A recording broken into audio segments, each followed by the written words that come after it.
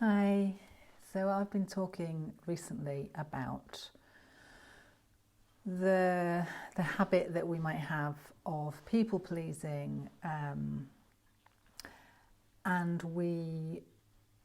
that habit goes side by side with a fear of conflict. We say yes because we don't want to deal with that uncomfortable feeling of someone getting annoyed with us.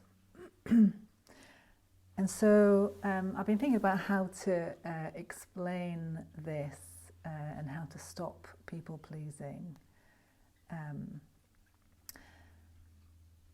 And it's, there's lots of talk of, lots of posts, lots of support about how to enforce your boundaries and how to say no.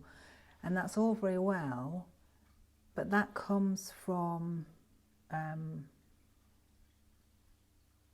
you can only do that if you're operating in a kind of an adult mode. You can't enforce your boundaries from a place of fear. So my solution to this, my thinking around this is, in order to break or soften the pattern of people pleasing, you have to look back to your past. You have to look at your past experiences,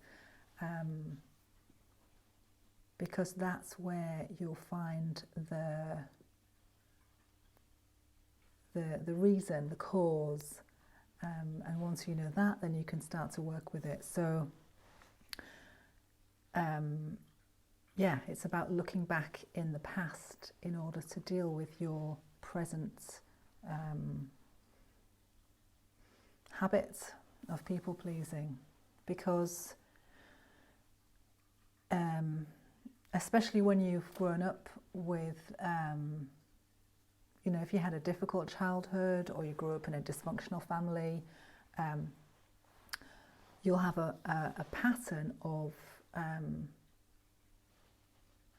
avoiding conflict and blocking out your feelings. That's another one, through fear.